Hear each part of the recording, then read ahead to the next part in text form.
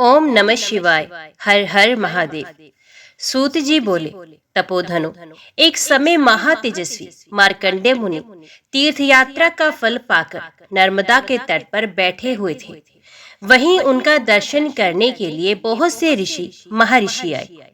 पुलस्त्य, वशिष्ठ, पुलह, कृतु, भृगु, अत्रि, मरीचि, भारद्वाज, काश्यप, मनु, यम, अंगिरा, शाततप, पराशर, आपस्तम, शांबकव्य, शुक्राचार्य, कात्यायन मुनि, गौतम शंख, लिखित, दक्ष, कात्यायन, जामदग्न्य, याज्ञवल्क्य, ऋषिभृंग, विभांडक, गर्ग, शौनक, दालभ्य, व्यास, उद्दालक, शुक, नारद, पर्वत, दुर्वासा, उग्रतापस, शाकल्य, गालव, जाबाली, मुद्गल और कौशिक कुल उत्पन्न विश्वामित्र आदि देव सम्मानित महर्षि तथा धर्म, शतानंद, वैशंपायन, वैष्णव, शाक्लायन, वार्धक्य, जुहूति, आवसु, भूमंडल निवासी महात्मा बालखिल्य आदि भी वहां पर उपस्थित हुए। उसी समय तीर्थ यात्रा का फल सुनकर धर्मपुत्र युधिष्ठिर वेद वेत्ता एवं ज्ञानी ब्राह्मणों तथा अपनी प्रिय द्रौपदी के साथ नर्मदा तट पर मार्कंडेय मुनि के आश्रम पर आए। वहां पहुंचकर उन्होंने भाइयों सहित 3 बार मुनि की परिक्रमा की और उन्हें साष्टांग प्रणाम करके बैठ गए। राजा को बैठा देख महामुनि मार्कंडेय बोले, राजन, भाइयों और ब्राह्मणों के साथ कुशल से तो होना। युधिष्ठिर ने हंसकर कहा, मुने, आज आपके चरणार विंदों का दर्शन पाकर मैं कृत्य हो गया हूँ। मेरे अंतःकरण का मल नष्ट हो गया है। तीनों लोकों में प्रवाहित होने वाली गंगा, यमुना और सरस्वती, गंगा द्वार, हिमालय, कुब्जार्क, ब्रह्म योनि, उग्रतीर्थ, कनखल, केदार, भैरव क्षेत्र, नैमिषारण्य, गया, कुरुक्षेत्र, पुष्कर इत्यादि पवित्र तीर्थों को छोड़कर आप किस प्रयोजन से केवल महानदी नर्मदा के तट पर ही सेवन करते हैं? इस बात को हम सब लोग सुनना चाहते हैं। आप कृपा करके इस रहस्य को बताएं। मार्कंडेय जी बोले, राजन, पूर्व काल की बात है। चंद्रवंश में पूर्वा नाम से विख्यात एक चक्रवर्ती राजा हुए थे। वे स्वर्गलोक का शासन करने वाले इंद्र की भांति समूची पृथ्वी का पालन करते थे। एक समय राज्यसभा में उन नरश्रेष्ठ ने बड़े बूढ़े ब्राह्मणों से पूछा, विप्रवरों, पाप मोहित मनुष्य किस उपाय से यज्ञ आदि क्रमों के बिना ही स्वर्गलोक को प्राप्त हुए हैं और हो सकते हैं, ये बताइए। ब्राह्मणों ने कहा, महाराज, नर्मदा नदी संपूर्ण लोकों को पवित्र करने वाली है। वे संपूर्ण विश्व का पाप हरण करने में समर्थ है। उन्हें स्वर्गलोक से आप इस पृथ्वी पर उतारे। अपने मन को वश में रखने वाले उन ब्राह्मणों का ये वचन सुनकर राजा पूर्वा ने कंद, मूल, फल, शाक और जल का आहार करके निर्मल अंतकरण से महादेव जी की आराधना की। तब महादेव जी ने प्रसन्न होकर कहा, बेटा, वर मांगो, मैं तुम्हें तुम्हारी इच्छा के अनुसार वस्तु प्रदान करूंगा। पूर्वा बोले, महादेव, आप समस्त लोगों के हित के लिए नर्मदा नदी के पृथ्वी पर उतारिए। आज लाख योजन का विशाल जम्बू द्वीप निराधार हो रहा है। ना देवता तृप्त होते हैं, ना पितृ, और ना ही मनुष्यों को ही तृप्ति हो रही है। महादेव जी ने कहा, राजन, तुम तो अयाच्य वस्तु की याचना करते हो। ऐसा वर तो देवताओं के लिए भी दुर्लभ है। नर्मदा को छोड़कर दूसरा जो कुछ भी हो वर मांगो, मैं दे दूंगा। पूर्वा बोले, महादेव, मैं प्राण जाने पर भी दूसरा वर नहीं मांगूंगा। राजा का ये निश्चय जानकर तथा उग्र तपस्या द्वारा उनके लिए हुए साधन को देखकर महादेव जी ने नर्मदा को आज्ञा दी, सुरेश्वरी, तुम पृथ्वी पर उतरो और पूर्वा की तपस्या के फल से मृत्युलोक के हित का साधन करो। नर्मदा ने कहा, महेश्वर, मैं बिना किसी आधार के स्वर्गलोक से पृथ्वी पर कैसे जाऊंगी? नर्मदा की ये बात सुनकर देवाधिदेव महादेव जी ने 8 पर्वतों को बुलाया और उन सबसे पूछा, तुम में से नर्मदा नदी को धारण करने में कौन समर्थ है? तब विंध्यगिरि ने कहा, सुरेश्वर, आपके प्रसाद से मेरा पुत्र नर्मदा को धारण करने में समर्थ है। उसका नाम प्रयक है। तत्पश्चात महादेव जी ने आज्ञा मिलने पर पर्यंक ने कहा, महेश्वर, आपके प्रसाद से मैं नर्मदा नदी को धारण करूंगा। तदंतर नर्मदा देवी पर्यंक गिरी के शिखर पर स्थित होकर उतर गई। उनके जलराशि के वेग पूर्वक भ्रमण से पर्वत, वन और काननों सहित समस्त पृथ्वी जल में अप्लावित हो थी। संपूर्ण जगत अकाल में ही प्रलय काल से ग्रस्त हो गया। तब संपूर्ण देवताओं ने मेकल कन्या नर्मदा की स्तुति की और कहा, कल्याणी, तुम मर्यादा धारण करो, किसी नियत सीमा में स्थित रहो और इस प्रकार विश्व के लिए हितकारिणी बनो। देवताओं की इस प्रकार प्रार्थना करने पर महादेव जी की आज्ञा से नर्मदा देवी ने पुनः अपने रूप को संकुचित कर लिया। अब वे संवर्त रूप से बहने लगी। उस समय नर्मदा जी ने पूर्वा से कहा, वत्स, तुम अपने हाथ से मेरे जल का स्पर्श करो। उनकी आज्ञा पाकर पूर्वा ने उनके जल का स्पर्श एवं आचमन करके पितरों का तिल और नर्मदा जल से तर्पण किया। उस जल से तर्पण करने पर राजा के समस्त पितर उस परम पद को प्राप्त हो गए, जो देवताओं के लिए भी दुर्लभ है। समस्त चराचर जगत सब ओर से पवित्र हो गया। वे देश, पर्वत, ग्राम और आश्रम भी पवित्र हैं, जहाँ नर्मदा जी विद्यमान है। सरस्वती का जल 3 दिन में पवित्र करता है। यमुना जल 7 दिनों में पावन बनाता है।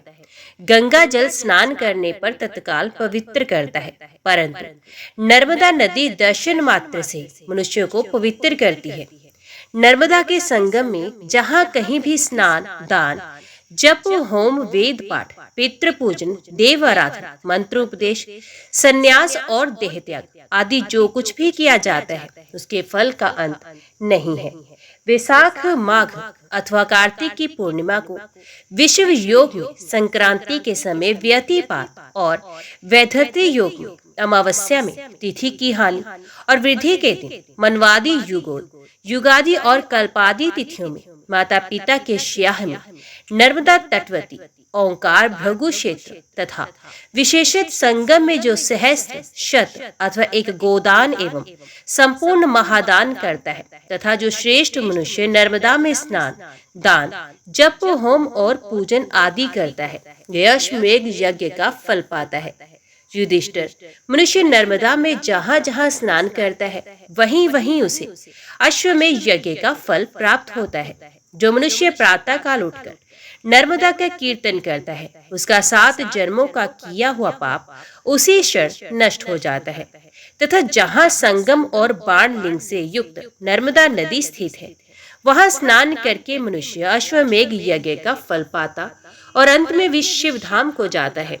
युधिष्ठिर ने पूछा, भगवान, राजा पूर्वास से पहले महाराज हिरण्यतेजा ने नर्मदा नदी देवी को किस प्रकार इस पृथ्वी पर उतारा था, ये बताने की कृपा करें। मार्कंडेय जी बोले, राजन, चंद्रवंश में हिरण्यतेजा नाम से प्रसिद्ध एक राजऋषि हो गए हैं, जो समस्त धर्मात्माओं में श्रेष्ठ तथा प्रजापति के समान थे। वे पर्वत, वन और काननों से समूची पृथ्वी का एक क्षत्र शासन करते थे। उनकी राजधानी चंद्रपुरी थी, जो इंद्र की अमरावती के समान शोभा पाती थी। एक समय अमावस्या को सूर्य ग्रहण लगने पर इस जम्बू द्वीप में बावली, कुआं और सरोवर होने पर भी कोई नदी नहीं उपलब्ध हो सकी, जहां देवताओं और पितरों का विशेष सत्कार हो सके। उस समय तक जम्बू द्वीप में कोई नदी है ही नहीं थी। राजा ने लाखों गोए, स्वर्ण, मणि, रत्न, खजाना, घोड़े और अनगिनत मतवाले हाथी ब्राह्मण को दान में दिए। हव्य और कव्य से पितरों को भी तृप्त किया। उस समय उन्होंने देखा पितरों को जलपान का बड़ा कष्ट है। वे पितरों से बोले, आप लोग कौन हैं और किस कर्म से पवित्र हो सकते हैं? पितृ बोले, महाभाग, ये द्वीप नदियों से रहित होने के कारण यहाँ का सब धर्म कर्म नष्ट हो चुका है। नदी के अभाव में ना तो देवता तृप्त होते हैं और ना ही पितर। यदि इस द्वीप में नर्मदा उतर आए तो हम सब लोगों की मुक्ति हो जाएगी। महाराज, ये यथार्थ बात हमने आपसे बता दी। अब आपकी जैसी रुचि हो वैसा करें। हिरण्यतेजा ने कहा, अब मुझे पितरों का उद्धार करना ही उचित प्रतीत होता है, अन्यथा इस राज्य से क्या काम? यदि मैं पितरों को तृप्त ना कर सका तो मेरा जीवन भी व्यर्थ है। ऐसा कहकर राजा हिरण्यतेजा उदयाचल पर्वत पर गए और कंद मूल एवं फल का भोजन करते हुए भगवान शिव की उपासना करने लगे। उन्होंने बड़ी कठोर तपस्या की। उनकी उत्तम भक्ति जानकर त्रिनेत्रधारी भगवान शंकर ने प्रत्यक्ष दर्शन दिया। राजा ने देवाधिदेव महादेव के दिव्य रूप का दर्शन पाकर उनकी 3 बार परिक्रमा की और साष्टांग प्रणाम करके उनका स्तवन किया। राजा बोले, सुरेश्वर आपको नमस्कार है, शूलपाणे आपको नमस्कार है। प्रभु आप ही पृथ्वी, जल, तेज, वायु, आकाश, शब्द, स्पर्श, रूप, रस और गंध, बुद्धि, मन, अहंकार, प्रकृति और उसके तीनों गुण हैं। आप ही संपूर्ण इंद्रियों के प्रेरक, सर्वत्र व्यापक, समस्त कलाओं से युक्त तथा कला रहित अविनाशी परमेश्वर हैं। ब्रह्मा विष्णु आदि देवताओं को भी आपके आदि अंत का पता नहीं लगता। महातेजा का किया हुआ ये स्तोत्र सुनकर देव देव जगदीश्वर शिव ने कहा, महाभाग तुम अपनी इच्छा अनुसार वर मांगो। तब राजा ने कहा, देवेश्वर 7 कल्पों तक प्रवाहित होने वाली नर्मदा नदी को आप मृत्यु लोक में उतारें। पितृ घोर नरक में डूब रहे हैं, उनका उद्धार हो और वे तृप्त होकर मुक्ति एवं परम गति को प्राप्त हो। इसके लिए नर्मदा देवी का अवतरण आवश्यक है। महादेव जी बोले, तात नर्मदा जी तो ब्रह्मा विष्णु आदि देवताओं, दैत्यों तथा अन्य अल्पजीवी प्राणियों द्वारा पृथ्वी पर नहीं उतारी जा सकती। अतः तुम कोई दूसरा वर मांगो, उसे अभी दे दूंगा। तब महाभाग राजा हिरण्यतेजा ने कहा, प्रभु आपके प्रसन्न होने पर तीनों लोकों में कुछ भी असाध्य नहीं। मैं तो सहस्रों जन्म धारण करने पर भी दूसरा वर नहीं मांगूंगा। देवेश्वर मैं आपके सेवकों का भी सेवक हूँ, मुझे नर्मदा जी को ही दीजिए। राजा का ये निश्चय जानकर भगवान शंकर ने लोक पावनी नर्मदा देवी का आवाहन किया। वे मगर के आसन पर आरूढ़ हो दिव्य रूप से आकर शिव जी के आगे खड़ी हुई और उमा महेश्वर दोनों के चरणों का स्पर्श करके नतमस्तक होकर बोली, देवेश किस लिए मेरा स्मरण किया है? महादेव जी ने कहा, नर्मदे राजा हिरण्यतेजा ने अपना राज्य छोड़कर यहाँ 14,000 दिव्य वर्षों तक घोर तपस्या की है। अतः तुम इनकी इच्छा के अनुसार पृथ्वी पर उतरो, शीघ्र जाओ और नरक में पड़े हुए सब पितरों का उद्धार कर दो। नर्मदा बोली, देव मैं बिना किसी आधार के जम्बू द्वीप में कैसे जाऊंगी? ये सुनकर महादेव जी ने पर्वतों से कहा, तुम सब लोग क्षण भर स्थिर हो जाओ, जिससे सरिताओं में श्रेष्ठ नर्मदा पृथ्वी पर जाए। तब पर्वतों ने कहा, देव हम नर्मदा देवी को धारण करने में असमर्थ हैं। उसी समय उदयाचल ने खड़े होकर कहा, महादेव जी की कृपा से मैं नर्मदा को धारण करने में समर्थ हूँ। तदंतर उदयाचल की चोटी पर चरण देकर नर्मदा देवी आकाश से पृथ्वी पर आई और वायु के समान वेग से पश्चिम दिशा की ओर चली गई। उस समय तीनों लोकों में बड़ा हाहाकार मचा। नर्मदा के जल का विभयंकर कलकल नाद सुनकर पाताल लोक से एक तेजोमय प्रज्वलित लिंग प्रकट हुआ और हुंकार पूर्वक बोला, सब पापों को हरने वाली तथा उत्तम व्रत का पालन करने वाली नर्मदे मर्यादा धारण करो। तुम्हें धारण करने के लिए महादेव जी ने 3 पर्वतों की सृष्टि की है, मेरु, हिमवान और कैलाश, तथा चौथा पर्वत सर्वश्रेष्ठ विंध्य भी तुम्हें धारण करने में समर्थ है। इन पर्वतों की लंबाई पूर्व से पश्चिम दिशा की ओर 32,000 योजन है और दक्षिण से उत्तर की ओर चौड़ाई 500 योजन की है। तत्पश्चात राजऋषि हिरण्यतेजा ने नर्मदा देवी से कहा, देवी आपने हमारे पितरों का उद्धार करने के लिए बड़ा अनुग्रह किया है। नर्मदा ने उत्तर दिया, राजन तुमने मेरे लिए महादेव जी की आराधना एवं तपस्या की है, इसलिए जो तुम्हारे माता पिता के वंश के लोग हैं वे और तुम्हारी रनिवास में रहने वाली स्त्रियों के भी जो भी सगे संबंधी हैं, ये सब मेरे प्रभाव से उमा महेश्वर के लोक में चले जाएंगे। तब राजा ने नर्मदा में विधि पूर्वक स्नान करके देवताओं और पितरों का तर्पण तथा श्राद्ध और पिंडदान किया। इससे उनके सब पितर नरक से निकलकर देवयान मार्ग पर स्थित हुए। ये नर्मदा का पहला अवतरण आदिकल्प के सतयुग में हुआ था, दूसरा अवतरण दक्ष सावरणी मनवंतर में हुआ और तीसरा अवतार राजा पुरुवा के द्वारा वैष्णव मनवंतर में संपन्न हुआ है। राजन ये प्राचीन वृत्तांत जैसे मैंने अपनी आंखों से देखा है वैसा बताया। नर्मदा में स्नान करके गोता लगाने, उसका जल पीने तथा स्मरण और कीर्तन करने से अनेक जन्मों का घोर पाप तत्काल नष्ट होता है। मार्कंडे जी कहते हैं, राजन, क्षत्रिय कुल में उत्पन्न पुरुकुत्स नामक एक राजा महान यशस्वी हो गए हैं। उन्होंने पहले एक सहस्रों वर्षों तक महादेव जी की आराधना की। उनकी तपस्या से संतुष्ट होकर महादेव जी ने पूछा, राजन, तुम कौन सा वर चाहते हो? राजा ने कहा, देव, नर्मदा नाम से प्रसिद्ध एक परम सौभाग्यशालिनी नदी है, उसे आप इस भूतल पर उतारे। महादेव जी बोले, राजन, इसे ना मांगकर कोई दूसरा वरदान मांगे। इतना सुनते ही वे महाभाग क्षत्रिय पुरकुत्सु मूर्छित होकर पृथ्वी पर गिर पड़े। ये देखकर शिवजी ने कहा, राजन, तुम स्वस्थ हो जाओ, मैं सरिताओं में श्रेष्ठ नर्मदा को मृत्यु लोक में उतारता हूँ। तदंतर महादेव जी के कहने पर पर्यंक नामक पर्वत ने महानदी नर्मदा के वेग को धारण करना स्वीकार किया। राजा और देवताओं के साथ देवी नर्मदा बड़े वेग से चली और पर्यंक पर्वत की चोटी पर होती हुई उस स्थान पर पहुंची जहां पूर्व काल में राजा पृथु ने अश्वमेध यज्ञ किया था। वहीं एक बांस के मूल भाग में महानदी नर्मदा निकली। उस समय सब देवता, गंधर्व, यक्ष, मरुत, अश्विनी कुमार, पिशाच, राक्षस, नाग और तपोधन ऋषि सब लोग अर्घ्य और पादम से पूजन करके नर्मदा जी की शरण में प्राप्त हुए और बोले, आज हम लोगों का जन्म सफल हुआ, हमारी तपस्या भी सफल हो गई। देवी, यहाँ तुम्हारा दर्शन करके हम सब देवता कृतार्थ हो गए। हम उसी को पुरुष मानते हैं जिसने नर्मदा जी को यहाँ उतारा है। हे नर्मदे, तुम अपने हाथ से देवताओं का स्पर्श करो, जिससे हम सब लोग पवित्र हो जाएं। ये सुनकर नर्मदा बोली, मैं अब तक कुमारी हूँ, मेरा पति नहीं है, अतः मैं देवगणों का स्पर्श नहीं कर सकती। नर्मदा का ये उत्तर पाकर देवता चिंता से व्याकुल हो उठे और बोले, देवी, तुम्हारे समान रूप गुण से संपन्न उत्तम वर कहाँ से प्राप्त हो सकता है? जिसने तुम्हें इस लोक में प्रकट किया वही तुम्हारा पति है। पूर्व काल में ब्रह्मा जी के शाप से समुद्र मृत्यु लोक में जाकर राजा पुरकुत्सु के रूप में उत्पन्न हुआ है। वे इक्ष्वाकु कुल के आनंद को बढ़ाने वाला है। वे देवतुल्य क्षत्रिय पुरकुत्सु तुम्हारे लिए श्रेष्ठ वर होगा।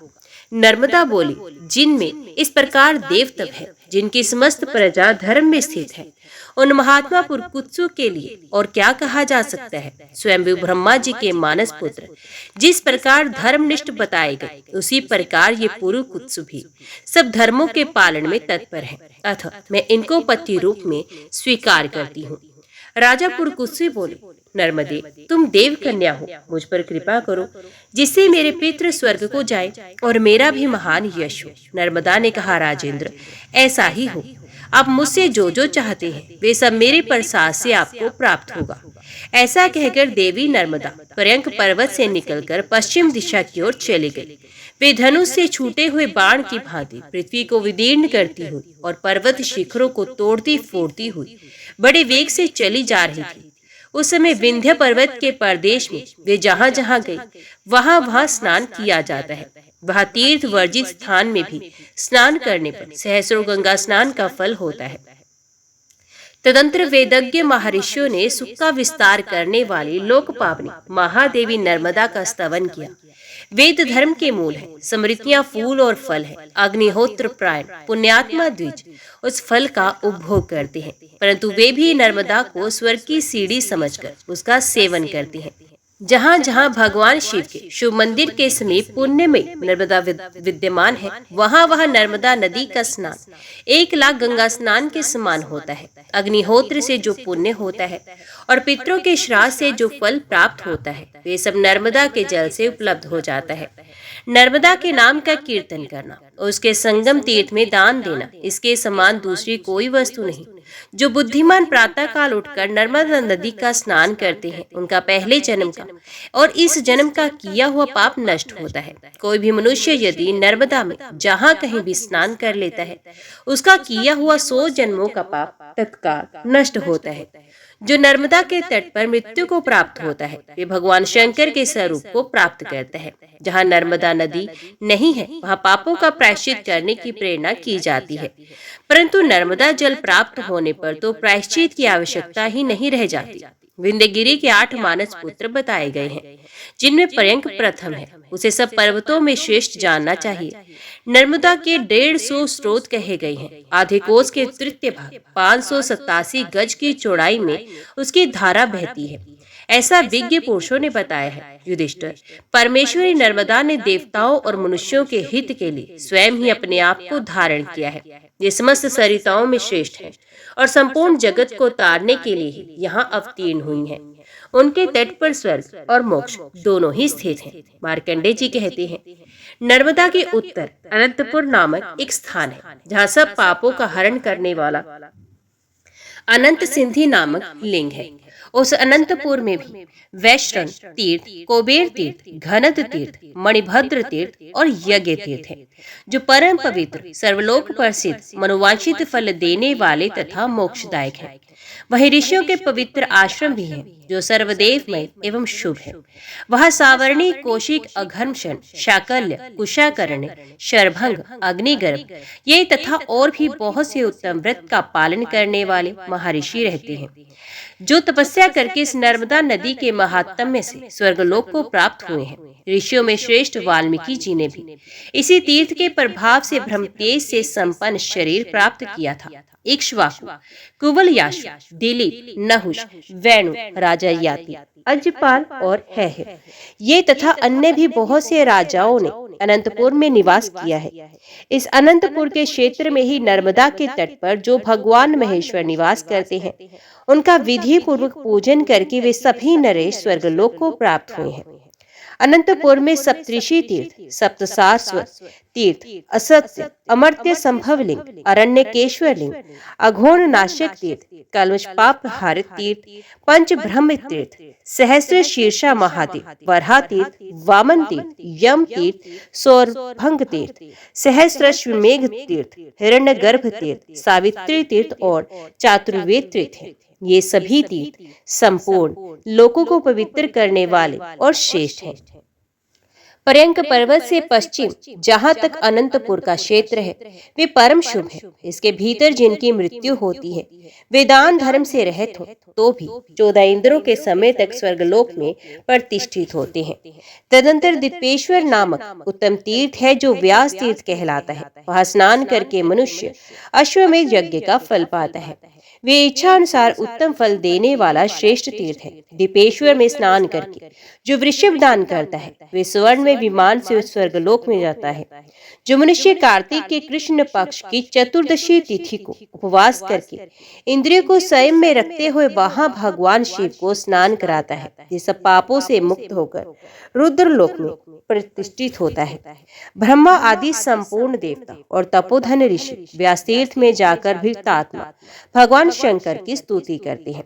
दूसरे भी जो सिद्ध, गंधर्व, किन्नर और नाग आदि हैं, वे नाना प्रकार के स्तोत्रों से भगवान शंकर का स्तवन करते हुए कहते हैं कि जिनके हाथ में शक्ति है, जिनके समान शक्तिशाली वीर दूसरा कोई नहीं है, वे समस्त देवताओं द्वारा आराध्य और पूजित सुश्रेष्ठ भगवान भूतनाथ, जिसको चाहे ऊंचा उठा सकते हैं और जिसे चाहे अवंती में डाल सकते हैं, जिनके एक बाण से त्रिपुर भस्म कर दिया गया, जिनके ललाट व्रती नेत्र द्वारा देखने मात्र से कामदेव भस्म हो गया, और जिन्होंने अपने श्रेष्ठ त्रिशूल से अंधकासुर को चीर डाला, उनके साथ कौन विरोध कर सकता है।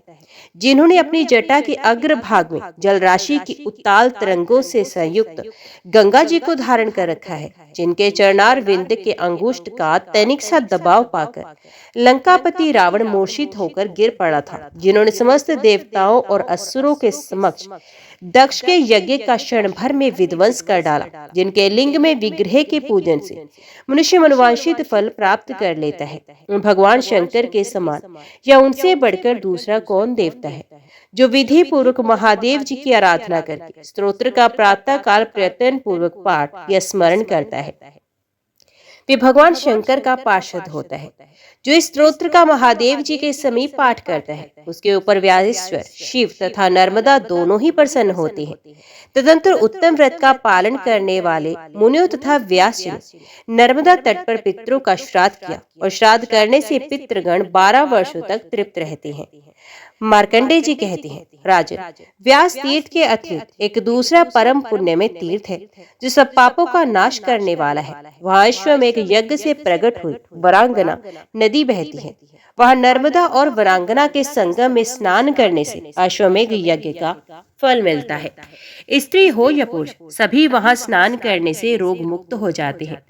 त्रिपुरी के पूर्व भाग में दक्षिण दिशा की ओर सब लोगों पर अनुग्रह करने के लिए भगवान शंकर विराजमान है तथा विद्वान पुरुष उसे विश्व शिव क्षेत्र कहते हैं। सूर्य ग्रहण के समय इस शिव क्षेत्र को कुरुक्षेत्र के समान बताया गया है। कुरुक्षेत्र में 85 तीर्थ हैं और यहाँ भी उतने ही हैं। इस क्षेत्र में देवेश्वर भगवान मधुसूदन भी उत्पला व्रत नाम से निवास करते हैं, जिनके सहस्रों मस्तक हैं। भगवान श्री हरि, महादेव जी और तीसरी नर्मदा नदी, ये तीनों इस क्षेत्र के परम आराध्य देवता हैं। राजन, इंद्र आदि देवता भी नर्मदा नदी की महिमा का क्या वर्णन कर सकते हैं। वहां स्नान करने से मनुष्य का फिर संसार में जन्म नहीं होता। उक्त स्थान में देव देव महादेव के पूजन से मनुष्य गणपति पद को पाता है। उस तीर्थ में प्रकट हुए शंख चक्र गदाधारी भगवान विष्णु की ब्रह्मा इंद्र आदि देवताओं द्वारा उपासना की जाती है। श्री विष्णु के क्षेत्र में मृत्यु को प्राप्त हो कीट पतंग आदि भी हरिधाम को चले जाते हैं। मनुष्य अपने वश में हो या परवश में जो संगम तीर्थ में प्राण त्याग करता है, वे 10,000 वर्षों तक विद्याधर लोक में राजा होता है। युधिष्ठिर, जो यहाँ तिल और जल से पितरों का तर्पण और पिंडदान करता है, उसके पितृ तृप्त होकर परम गति को प्राप्त होते हैं। एकादशी को निराहार रहकर गंध और पुष्पों से भगवान विष्णु का पूजन करें। रात में जाकर दीप जलाएं। द्वादशी को पंचगव्य लेकर हविष्यान्न से पारण करें। पारण के पूर्व ब्राह्मण को भोजन कराकर दक्षिणा दें। जो मनुष्य पवित्र एवं एकाग्रचित होकर उस क्षेत्र में ओम नमो भगवते वासुदेवाय मंत्र का जप करता है, वे फिर गर्भ में नहीं आता और ना उसका कभी जन्म ही होता है। वे अपने अनेक जन्मों के भयंकर पापों को उसी प्रकार तत्काल भस्म कर देता है, जैसे आग रुई के ढेर और सूखे काठ को जला देती है। पूर्व काल में महादेव जी ने संपूर्ण लोगों पर अनुग्रह तथा समस्त देवताओं का हित करने के लिए पवित्र जल के भंवर में अवतार लिया था। उस स्थान में भगवान शिव के 28 स्वयंभू लिंग हैं। उनके नाम इस प्रकार है: स्थानेश्वर, महादेव, शूलपाणी, सप्तेश्वर, कल्पेश्वर, हिरण्य, जातवेद, प्रजापत्य, सिद्धनाथ, शशांक नायक, अनुकेश, सकंद, अश्विन, तेजस, ब्रह्मेश्वर, अग्निगर्भ, श्रीकंठ, उमापति, नीलकंठ, खटवांग, महाकाल, घटेश्वर, त्रिलोचन, त्र्यंबकम, देवदेव, महेश्वर, अनंग और कामदेव, ये तथा और भी बहुत से लिंग, सिद्धलिंग वहां पर उपस्थित हैं। महाभाग युधिष्ठिर, तदंतर नर्मदा के उत्तर तट पर परम उत्तम कपिला तीर्थ है, जो सब पापों को हरने वाला है। पुरुष हो या स्त्रियां, यदि वे जितेंद्रिय होकर उस तीर्थ में स्नान करने के पश्चात देवताओं और पितरों का तर्पण करते हैं, तो तीनों ऋणों से मुक्त हो जाते हैं। उस तीर्थ में ब्राह्मणों को भोजन कराकर मनुष्य परम गति को प्राप्त होता है। उसके बाद नर्मदा के उत्तर तट पर त्रिपुरी नामक विख्यात एक उत्तम तीर्थ है, जो तीनों लोकों में प्रसिद्ध है। भारत, वहाँ 1.25 लाख तीर्थों का निवास है। उस तीर्थ में 108 स्वयंभू शिवलिंग विद्यमान है। ये वही स्थान है जहाँ त्रिशूलधारी देवादिदेव महादेव ने त्रिपुर को मार गिराया था। यहाँ देव देव महादेव के नाम कीर्तन से तथा नर्मदा जी के जल द्वारा उनका स्नान और पूजन करने से ब्रह्महत्या नष्ट हो जाती है। गंध, पुष्प, धूप, दीप तथा वैभव विस्तार से पूजन करने पर जो पुण्य होता है, उसकी गणना सहस्रों वर्षों में भी नहीं की जा सकती। भगवान शिव के उद्देश्य से जब दान दिया जाता है, तब उस दान का पुण्य असंख्य हो जाता है। राजन, वे मनुष्य धन्य है जो त्रिपुरी में स्नान करके महादेव जी का दर्शन करते हैं। जो मानव त्रिपुरी में स्नान करते हैं, निवास करते हैं, वे साक्षात कैलाश में निवास करते हैं। जो इच्छा या अनिच्छा से भी त्रिपुरी में प्राण त्याग करता है, वे विमान द्वारा महादेव जी के परम धाम में जाकर वहाँ के दिव्य विभव का उपभोग करता है। वहाँ देवेश्वर त्रिपुरारी शिव 33 कोटि प्रसिद्ध देवताओं के साथ निवास करते हैं। इसलिए त्रिपुरी क्षेत्र को शिव क्षेत्र कहा गया है। उसकी लंबाई चौड़ाई 2 कोस की है। इस बीच में जिनकी मृत्यु होती है, वे शुभ गति को प्राप्त होते हैं। ये सभी सिद्धियों को देने वाला गोकर्ण, महादेव, पट्टेश्वर, सिद्धलिंग, सुरेश्वर, ईश्वर, कामेश्वर, अश्विनी कुमारेश्वर, अनंगेश्वर, वामदेव, कोपोतीश्वर, सर्वेश्वर, सोमनाथ, ऋण मोचन, कपाल मोचन, पाप नाशन, इंद्रेश्वर, ब्रह्मेश्वर, शिव, नारायण, भव, विश्वदेव, सिद्धनाथ, अमरेश्वर, चांद्रलिंग, सिद्धेश्वर, विद्याधरेश्वर, यज्ञेश्वर, तुलना रहित वासुएश्वर, ईशान, अग्निगर्भ, कुबेर, गायत्री लिंग, सावित्री लिंग तथा रोहिणी तीर्थ है। विष्णु मरीचि बेहतर, विभांड पुत्र, ऋष्यभृंग, तपस्वी शौनक तथा उग्र तपस्वी दुर्वासा आदि 50,000 सिद्ध त्रिपुरी में निवास करते हैं। इस पुरी की स्तुति सहस्रों वर्षों में भी नहीं की जा सकती, जिसमें कपिल मुनि का अवतार हुआ था। वे काल संख्यक स्वयंभू मनवंतर प्राप्त होने पर अयोध्यापुरी में महायशस्वी मनु नामक एक चक्रवर्ती राजा हुए थे। उनका जन्म सूर्यवंश में हुआ था। उन्होंने भगवान शंकर और विष्णु की आराधना करके अयोध्यापुरी प्राप्त की थी। जैसे कुबेर की अलकापुरी विख्यात है तथा जिस प्रकार इंद्र की अमरावतीपुरी बड़ी मनोहर है, अयोध्या भी वैसी ही शोभा संपन्न थी। वहां रहकर महाराज मनु 7 द्वीप, 9 खंड तथा पर्वत, वन और काननों से समस्त पृथ्वी का पालन करते थे। एक दिन पूर्णिमा को एक पहर रात व्यतीत होने के पश्चात राजा के कानों में आकाश में विचरने वाले विमानों की क्षुद्र घंटी का शब्द सुनाई पड़ा। उनमें संगीत और वाद्य की भी ध्वनि हो रही थी। वे सब देख सुनकर राजा को बड़ा विस्मय हुआ। वे सोचने लगे, ये विमान किसके हैं जो मेरे ही भवन के ऊपर खड़े हैं? ये कितना साहसपूर्ण कार्य है। इस प्रकार सोच विचार में पड़े हुए राजा की वे रात्रि व्यतीत हो गई। सूर्योदय होने पर नैतिक धर्म कर्म का अनुष्ठान पूरा होने के बाद राजर्षि मनु ने वशिष्ठ मुनि से कहा, महामुनि, ये मेरे महल के ऊपर किसके विमान है तथा ये किस कर्म के फल से या किस किस दान और नियम के पालन से प्राप्त होते हैं? क्षत्रिय वंश में उत्पन्न होकर जो पृथ्वी का शासन करता है, वे यज्ञ का अनुष्ठान करके माता और पिता के कुल को स्वर्गलोक में पहुंचा देता है। वास्तव में उसी राजा का जन्म लेना सार्थक है जिसके शासन में इस भूमंडल पर किसी प्रकार का पाप कर्म नहीं हो पाता। दूसरे लोग तो केवल माता पिता को क्लेश देने के लिए ही उनके पुत्र रूप से जन्म ग्रहण करते हैं। राजा मनु के ऐसा कहने पर वशिष्ठ जी बोले, महाभाग, पुराण और वेदों से बाहर जो कर्म किया जाता है उसकी साधु पुरुष प्रशंसा नहीं करते, क्योंकि उसके द्वारा धर्म की हानि होती है। नर्मदा के तट पर त्रिपुरी नाम से विख्यात एक तीर्थ है। वहाँ जिन लोगों ने यज्ञ, दान, होम आदि सत्कर्म किए हैं, उन्हीं के विमान महलों के ऊपर खड़े हैं। महाराज, एकमात्र नर्मदा देवी ही ऐसी हैं जिन्होंने समस्त पापियों और दुराचारियों को स्वर्गलोक में पहुंचाया है। संसार समुद्र में डूबे हुए पाप से दूषित चित्त वाले जीवों को भी स्वर्गलोक में पहुंचाने के लिए ये नर्मदा नदी दिव्य विमान रूप है। महाभाग, ब्रह्मा, विष्णु और महादेव जी को छोड़कर दूसरा कोई एक मुख वाला पुरुष नर्मदा नदी के पुण्यों का वर्णन नहीं कर सकता। नर्मदा तट पर किए हुए तप, दान और सत्कर्मों के पुण्य की कोई भी गणना नहीं कर सकता। जम्बूद्वीप में जो जो तीर्थ और समुद्र है, उनमें से कोई भी नर्मदा नदी की समता नहीं कर सकते। पुण्य क्षेत्र में किया हुआ पाप वज्र लेप होता है। यही बात धर्म के लिए भी है। वहाँ किया हुआ धर्म भी अक्षय होता है। ये जीवन चंचल है, क्षण भंगुर है, इसलिए मनुष्य कभी पाप ना करे। राजा मनु ने नर्मदा के सुयश का वर्णन सुनकर अपने मंत्रियों, सदस्यों तथा सेवकों को आज्ञा दी, तुम सब लोग राजकीय सामग्री लेकर शीघ्र ही नर्मदा की यात्रा करो, विलंब नहीं होना चाहिए। तदंतर राजा वेदवेत्ता ब्राह्मणों के साथ देव दानव वंदित त्रिपुरीपुरी को गए।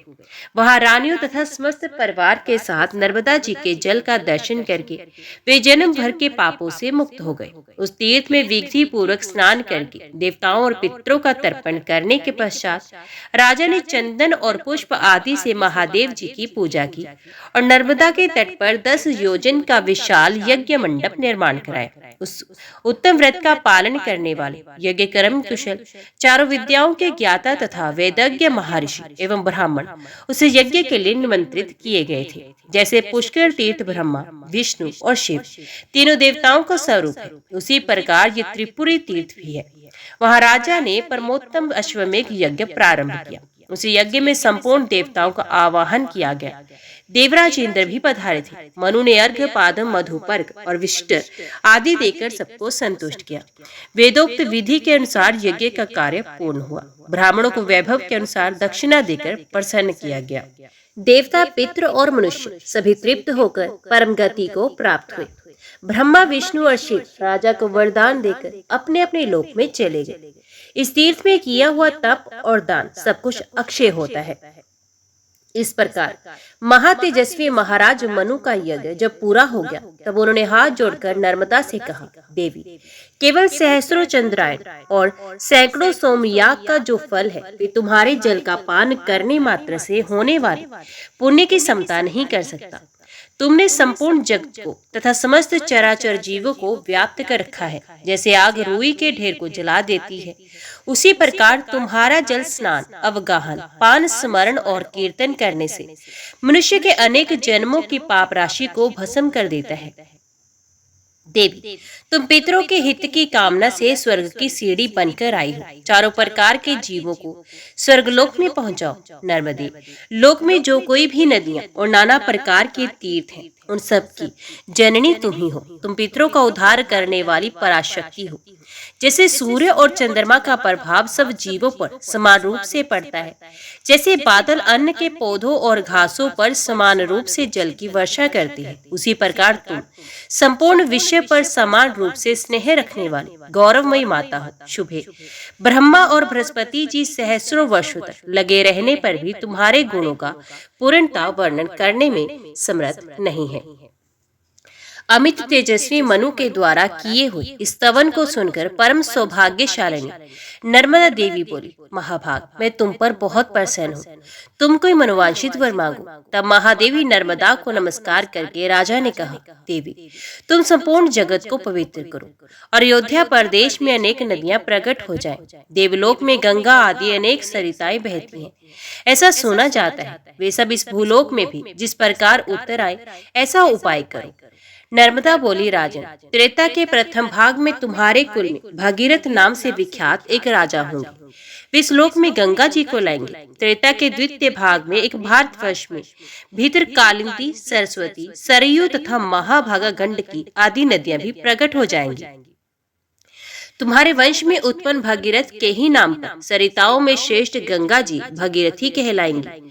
भागीरथी के ही समान उनका दूसरा नाम जानवी भी होगा। उक्त सभी नदियां कन्याद्वीप में प्रसिद्धि को प्राप्त होंगी। मार्कंडे जी कहते हैं, राजन, त्रिपुरी क्षेत्र में ही मरकट तीर्थ है और मरकट तीर्थ के पूर्व भाग में परम उत्तम भृगु तीर्थ स्थित है। कार्तिक की पूर्णिमा को इस तीर्थ में स्नान करके मनुष्य सब पापों से मुक्त हो जाता है। वहीं नरकेश्वर नाम से प्रसिद्ध भगवान शिव हैं, जो स्वर्ग और मोक्ष देने वाले हैं। उनके आगे बांस का वृक्ष दिखाई देता है। उसके पूर्व भाग में त्रिलोचन नामक महादेव जी विराजमान हैं। उनके ललाट में स्थित तृतीय नेत्र का दर्शन करके मुनि श्रेष्ठ भृगु ने पृथ्वी पर दंडवत प्रणाम किया और इस प्रकार उनकी स्तुति की। मुनि भृगु बोले, जो सब जीवों के भीतर उनके आत्म रूप से विराजमान है, समस्त भूतों के ईश्वर है, कल्याण एवं ऐश्वर्य प्रदान करने वाले हैं, सबके पाप हर लेने के कारण जिन्हें हर कहते हैं, जो कल्याण स्वरूप, तेज स्वरूप, पशुपति एवं अखिल विश्व के स्वामी हैं, जिनमें दोष मात्र का सर्वथा अभाव है तथा जो नित्य विज्ञान आनंद स्वरूप है, उन भगवान शिव को मैं प्रणाम करता हूँ। प्रभु, मैं दूसरों का तिरस्कार करने के पाप से पराजित हूँ, मेरे उस पाप से रक्षा कीजिए। परमेश्वर, इस क्षण भंगुर शरीर के प्रति मेरे मन में आत्माभिमान का उदय हो गया है। मैं देह को ही आत्मा मानने लगा हूँ। अतएव कुमार्ग की ओर दृष्टि रखने वाले मुझ दीन की आप रक्षा करें। प्रभु, मुझ दीन ब्राह्मण को ज्ञान देने के लिए उद्यत होइए। आप तो सदा सबका कल्याण करने वाले हैं, फिर मुझे मूढ़ देखकर भी ज्ञान दान में विलंब क्यों करते हैं? हर आप मेरी बढ़ी हुई तृष्णा को हर ले, मुझे स्थिर रहने वाली लक्ष्मी प्रदान करें। महेश्वर, आपके तीर्थों में जाने मात्र से जो पुण्य होता है, वे सदा ही मोह का उच्छेद, पापों का विनाश और संसार सागर से उद्धार करता है। परंतु मुझ भाग्यहीन ने उस पुण्य का संचय भी नहीं किया है। महर्षि भृगु के द्वारा कहे गए इस करुणा हृदय नामक स्तोत्र का जो प्रतिदिन प्रातः काल उठकर पाठ करता है, वे परम गति को प्राप्त होता है। इस स्तोत्र से संतुष्ट होकर भगवान शिव ने भृगु से कहा, विप्रवर, तुम्हारे मन में जिस जिस वर की अभिलाषा हो, वे सब मैं तुम्हें दूंगा। साथ ही तुम्हें देव दुर्लभ उत्तम सिद्धि भी प्रदान करूंगा। भृगु ने कहा, देवेश्वर, यदि आप संतुष्ट हैं और मुझे वर देना चाहते हैं तो पृथ्वी पर मेरे ही नाम से इस तीर्थ की प्रसिद्धि हो। महेश्वर, मेरी दूसरी प्रार्थना ये है कि आप अपने को इस भृगु क्षेत्र में अवतरित करें, यहाँ सदा ही आपकी स्थिति बनी रहे। भगवान शंकर बोले, विप्रवर, ऐसा ही हो, तुम्हारे ही नाम से क्षेत्र की ख्याति होगी। युधिष्ठिर, इस भृगु क्षेत्र में 8 रुद्र बताए गए हैं, भृगु, शूली, वेद, चंद्र, मुख, अट्टाहस, काल तथा कराली। इन सबके कारण भृगु क्षेत्र बहुत ही मनोरम और धन धन्य हो गया है।